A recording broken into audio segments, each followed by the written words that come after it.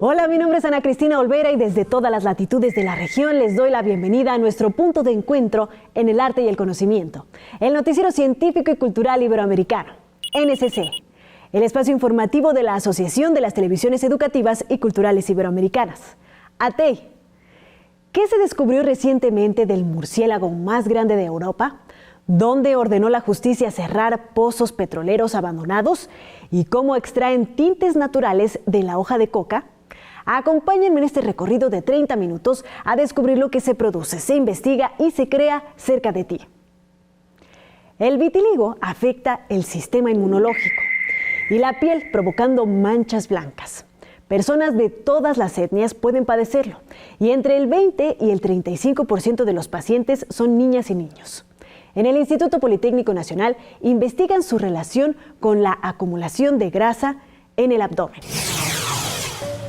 Científicos de la Institución de Educación Superior de México, Instituto Politécnico Nacional, IPN, lograron identificar que la acumulación de grasa en la zona abdominal podría ser un factor relacionado con la presencia de vitiligo, una enfermedad autoinmune caracterizada por la despigmentación de la piel.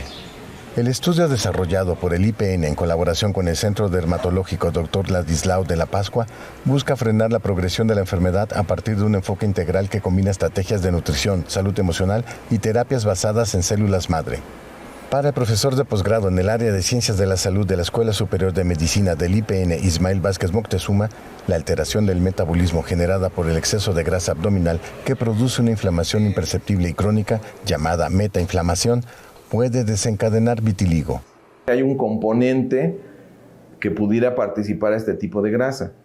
Esta grasa que se localiza en el abdomen, ¿sí?, y que puede localizarse alrededor de los órganos o en el mesenterio, en el epiplón, esa grasa se inflama con facilidad y los factores que está liberando a la sangre van viajando y pueden detonar la inflamación en otros lugares, como por ejemplo la piel como tal. El integrante de la Escuela Superior de Medicina del IPN comentó que la terapia psicológica es vital, pues la mayoría de las personas con vitiligo presentan baja autoestima, además de sufrir estrés y ansiedad debido a la despigmentación, sobre todo en zonas visibles del cuerpo. A decir del experto, otro de los aspectos fundamentales a considerar es la alimentación de los pacientes, ya que seguir una dieta equilibrada que favorezca la reducción de peso y de la grasa intraabdominal resulta esencial para disminuir el riesgo de desarrollar vitiligo. Por el lado de la nutrición, sí, este estudio va a permitir identificar los pacientes con obesidad central, número 1. Número 2, va a permitir establecer medidas dietéticas para mejorar la inflamación silenciosa de los pacientes y esto va, pensamos, detener la enfermedad. Los investigadores analizaron también biopsias de piel con vitiligo y observaron una disminución de células mesenquimales, células madre que regeneran tejidos y controlan la inflamación en zonas afectadas. Vázquez Moctezuma consideró por ello que reforzar la dermis con más células mesenquimales podría ayudar a controlar la inflamación y favorecer la regeneración de la piel en los pacientes con vitiligo. Esta enfermedad afecta a más de 150 millones de personas a nivel mundial y en México supera el 1 millón de habitantes, según cifras de la Fundación Mexicana para la Dermatología. Con información de la oficina en Ciudad de México, Noticias Xinhua. En el límite entre Ciudad Real y Albacete, España, está el yacimiento arqueológico de Ruidera Los Villeres, en el Parque Natural de las Lagunas, que tiene una gran importancia por la excepcional cantidad de fósiles homínidos arcaicos que han encontrado. Estamos en el yacimiento de Ruidera Los Villares, que el yacimiento lo descubrimos precisamente en esta carretera que estamos aquí. Fue cuando la carretera se construyó en el año 63-64 aproximadamente, pero no fue ya hasta el inicio de los 2000, 2009 aproximadamente, cuando el hecho de que esta carretera se construyó sobre un yacimiento paleontológico arqueológico se hizo evidente, porque durante esos 30 años el yacimiento pasó inadvertido hasta que más o menos en la década de los 2010 aproximadamente, el guardia de la finca, Antonio Ruiz Reynosa, fue el que dio el aviso de que cuando se hizo la carretera habían aparecido aquí algunos restos que le parecían fósiles. Pasaba con la rutina de la vigilancia por aquí dando una vueltecilla y a la altura de por aquí me senté en una piedra y vi cómo blanqueaban los huesos, salían de la misma piedra. Entonces vi que tenía algo de importancia, porque salir de la piedra, digo, esto tiene que tener muchos años aquí metido. Así que, así, de casualidad. La parte de Atapuerca es un yacimiento excepcional, probablemente. No hay nada en la península ibérica o en España que tenga estas características tan interesantes y tan ricas, y que esté en un momento cronológico tan importante donde los neandertales están comenzando a diversificarse. Entonces tenemos un poco el origen de toda la cultura y de toda la anatomía neandertal. Mientras que en Atapuerca, en la cima de los huesos, en una cronología similar a la nuestra, ya son prácticamente neandertales, son denominados preneandertales. Aquí en Ruidera, la morfología de nuestro homínido es un poquito más arcaica. Todo nos indicaría que estaríamos en la especie Homo heidelbergensis, que sería la que daría lugar posteriormente a los neandertales en Europa. Entre todas las piezas que hemos encontrado, lo más relevante hasta ahora ha sido los dientes, que como veis están bastante bien conservados.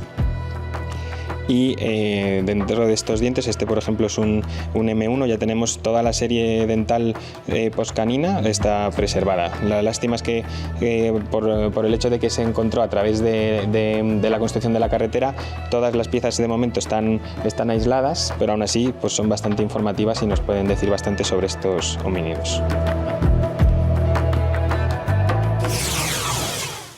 El murciélago nóctulo grande mide entre 7 y 10 centímetros de largo, incluyendo la cabeza y el cuerpo.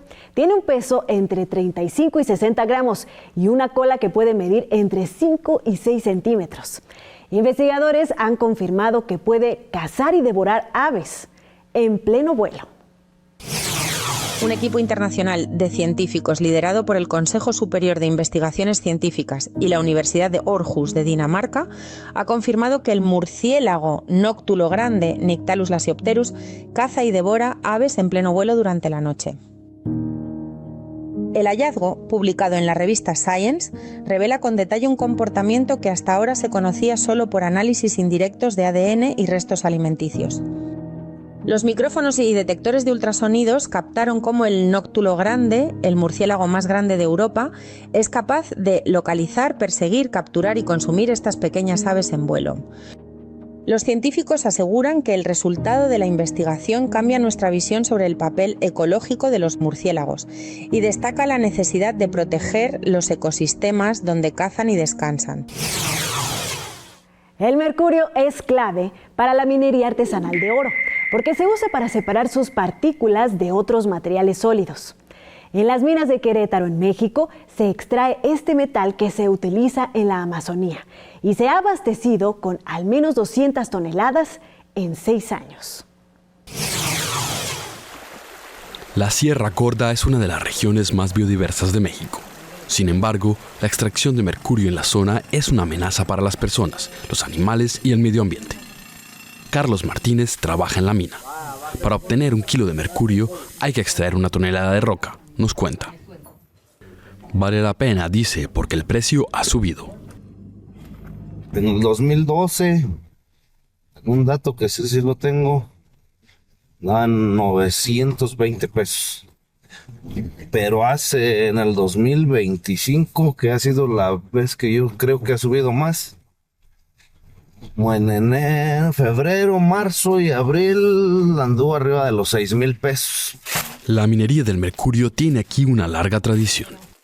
Este metal pesado se usa para la extracción ilegal de oro. Metes la piedra, le guía al horno, la avientas y a ciertos grados se hace gas y ebulle por aquellos nipples que vieron ahí. Y ya luego caen unos ollas, unos botes que tenemos ahí de recipientes. Pero el mercurio es altamente tóxico, causa daños neurológicos y su uso está restringido en muchos países. Sin embargo, su gran demanda conlleva también un auge de la minería en el centro del país, que da de comer a miles de mineros y sus familias. Estos efectos que son secundarios tienen un origen. Si hay una mayor demanda, por supuesto hay un mayor uso y por supuesto hay un mayor incremento en su precio. Y es difícil que personas en vulnerabilidad dejen la actividad cuando no se les ofrece una alternativa a su actividad que han hecho de generaciones en generaciones. El auge de la extracción del mercurio mexicano impulsa la minería ilegal de oro en el Amazonas, contaminando amplias áreas selváticas y poniendo en peligro a la población.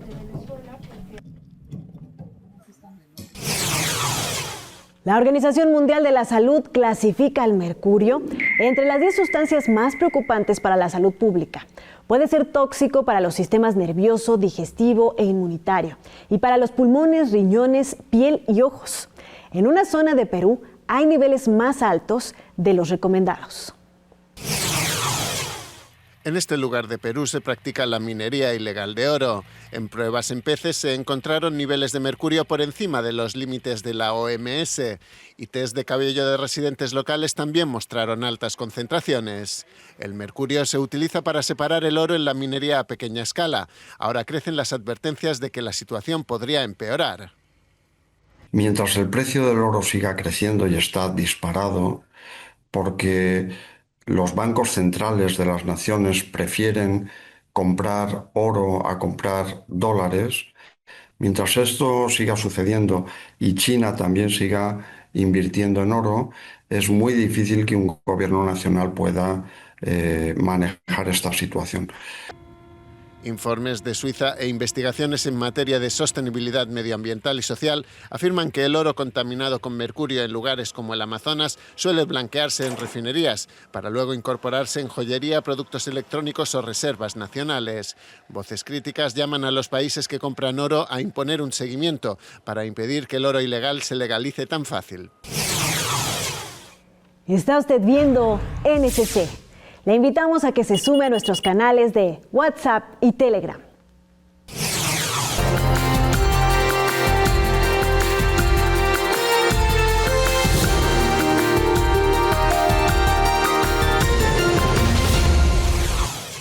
El mapa energético en Argentina enfrenta la problemática de pozos petroleros abandonados que no generan rentabilidad, pero sí un riesgo ambiental creciente. Sin embargo, el costo de cerrarlos varía entre $20,000 y $200,000. Una abogada logró que la justicia ordenara cerrarlos en el Parque Nacional Calilegua. El Parque Nacional Calilegua es refugio de la mayor biodiversidad de Argentina y hogar de la mitad de sus aves y mamíferos en peligro de extinción. Pero aquí hay también 12 pozos petroleros activos y otros 22 inactivos mal cerrados. Uno de ellos colapsó y contaminó el entorno. A comienzos de septiembre, la Corte Suprema de Argentina ordenó que en 5 años deben cerrarse los 34 pozos y repararse el daño ambiental. La abogada de los vecinos denunciantes lo celebra como un hito. Hubo afectación del suelo, del subsuelo, de la flora, de la fauna, también en cuanto al agua de consumo, porque decimos que esos ríos, tal como decía, esos arroyos forman parte de ríos y esos ríos afectan tanto las comunidades cercanas a los ríos como también a otras comunidades que se alimentan y que reciben el agua para la producción y por supuesto para el consumo. En 1969, la petrolera estatal argentina YPF comenzó a explotar el yacimiento. 10 años después se creó el Parque Nacional, pero la extracción continuó. Más tarde los pozos pasaron a otras petroleras como la privada argentina Plus Petrol y la china JHP. En la actualidad pertenece a 2 empresas de energía de la provincia argentina de Jujuy. La Corte condenó por el daño a la administración de Jujuy, sus 2 compañías energéticas y al Estado Nacional y exculpó a las petroleras que produjeron en primer lugar. A solo 10 kilómetros del pozo colapsado está el pueblo de El Bananal, donde viven 700 indígenas guaraníes. Allí una misionera laica católica fue una de las primeras que denunció la contaminación y recuerda que murieron animales cuando se desbordó el pozo en 1997. En la salud animal sí fue importante. En la salud humana no llegó, pero expertos que conocen el tema dicen que los caños se pueden reventar abajo y afectar las aguas.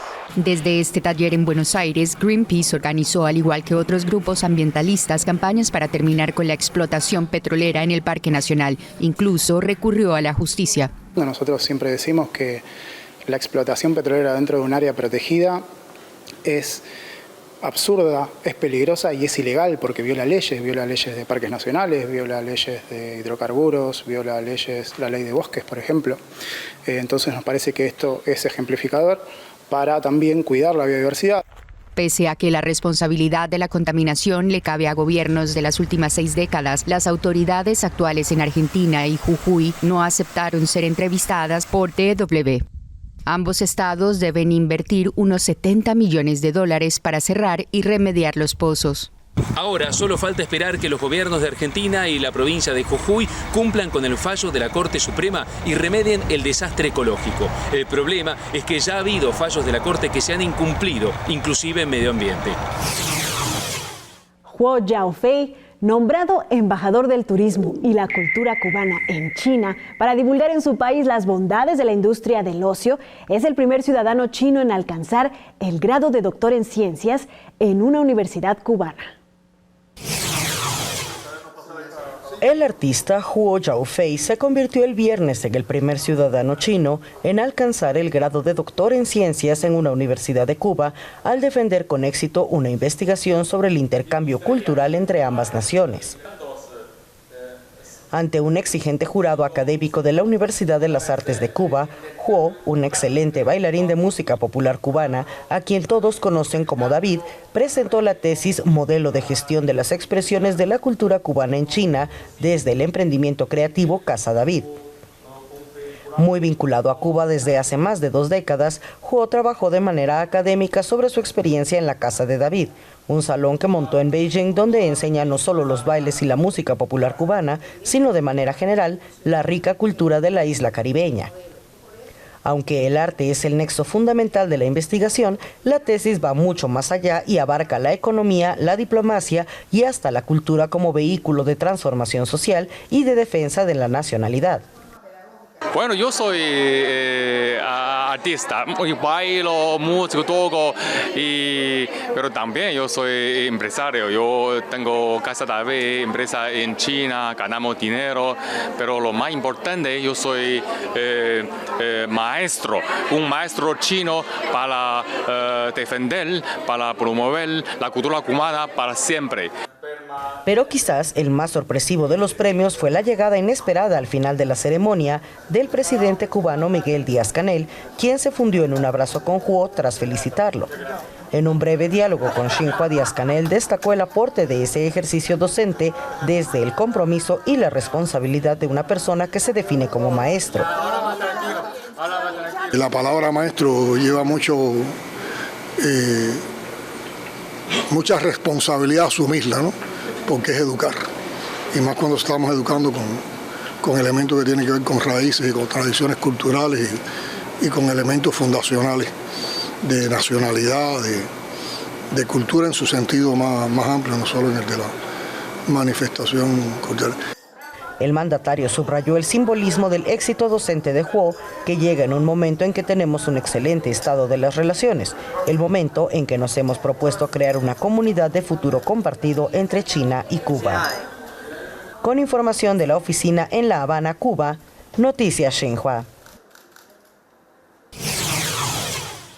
En el 2023 en Colombia había más de 253,000 hectáreas sembradas de hoja de coca, lo que la posiciona como el mayor cultivador del mundo. Tinta Dulce es un proyecto que la usa para la industria de la moda y el arte, por ejemplo, extrayendo tintes naturales. Un caldero y un trozo de tela bastan para que la artesana colombiana Luz María Rodríguez convierta en un tinte natural para textiles el polvo verde de las hojas de coca molida, la planta base para la producción de cocaína.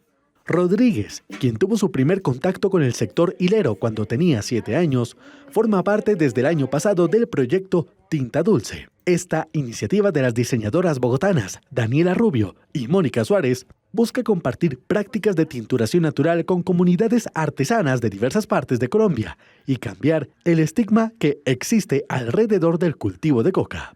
Esto declaró la artesana Luz María Rodríguez.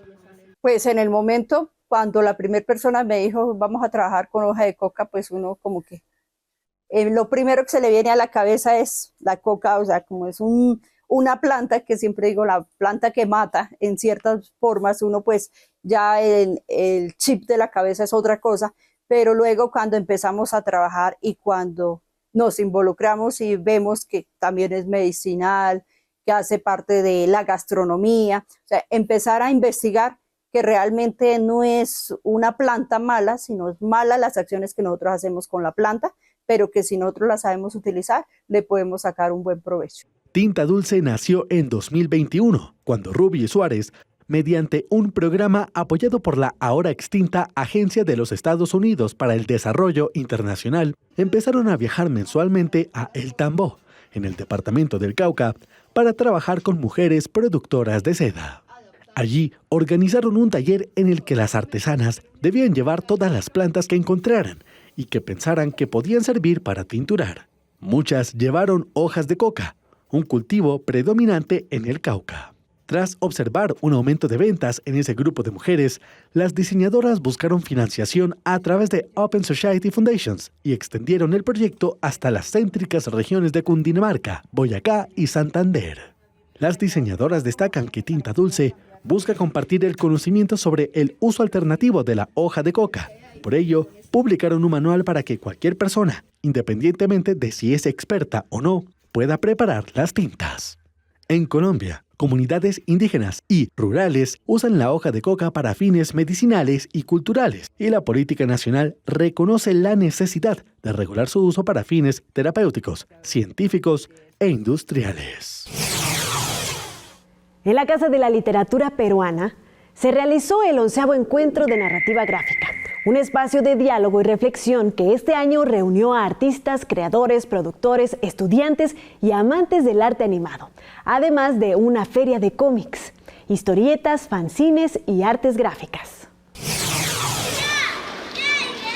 El sábado concluyó el 11º Encuentro de Narrativa Gráfica, celebrado en la Casa de la Literatura Peruana en Lima, donde artistas, estudiantes y productores reflexionaron sobre la importancia de este arte en el país sudamericano.